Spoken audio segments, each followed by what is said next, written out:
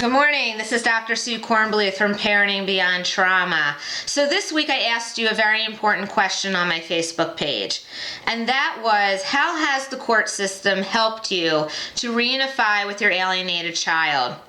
And most of your responses were the same. You stated that the court has not been much help. That's really no surprise to me. I've known that for a very long time. You have a lot of factors working against you. Now, the court can recommend that you attend reunification sessions. However, they usually don't enforce it because they have things working against them as well. They are asking the alienating parent, first of all, to bring these children to the reunification counseling, and that is not going to work because these are the people that want to keep the kids away from you.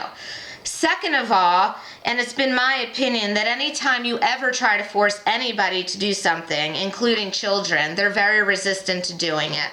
So you can have an order that says that you and your kids are supposed to attend reunification counseling.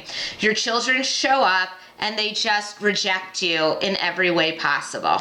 So what else can you do to help you reunify with your alienated child? Well, that's what I'm going to talk to you about today.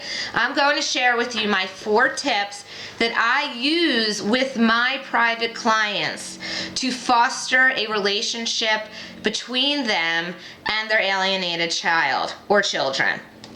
So the first thing that I want to tell you to do is that you need to set up a strategic plan that is specific to your circumstances and that creates a very trusting and open and safe environment with your children.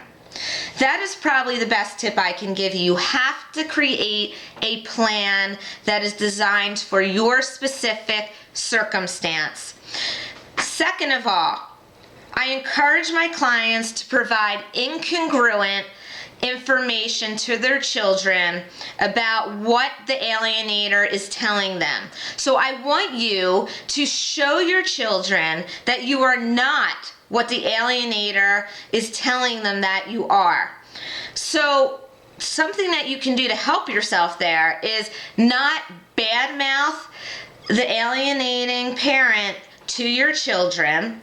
Also, do not let them see any texts or emails or overhear your conversations that are going on with your ex-spouse, because that will just confirm to them the negativity that the alienating parent is telling them about you already. For instance, that mommy hates me, mommy doesn't talk nice about me all the time, you know that.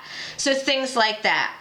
Second of all, I don't want you to ever put your children in the middle of your battle between your ex and you, because that does not help the child trust you at all. Third, I want you to look for ways that you can untangle the alignment that your child has with the alienating parent. So, for instance, if the alienator is telling your child that you don't care about them and you have no interest in what they're doing, show up at all their activities at school, show up at their games. This is telling the child that you are interested, and it questions in the child's mind what the alienating parent is telling them.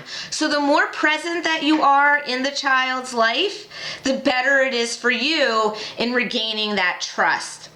Fourth, and the most important one at all, is never to give up on reunifying with your child.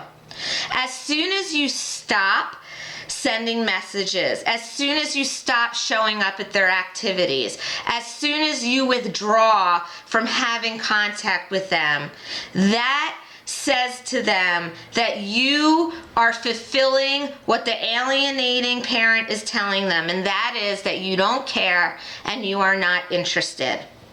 So please take the points that I have told you and start designing a plan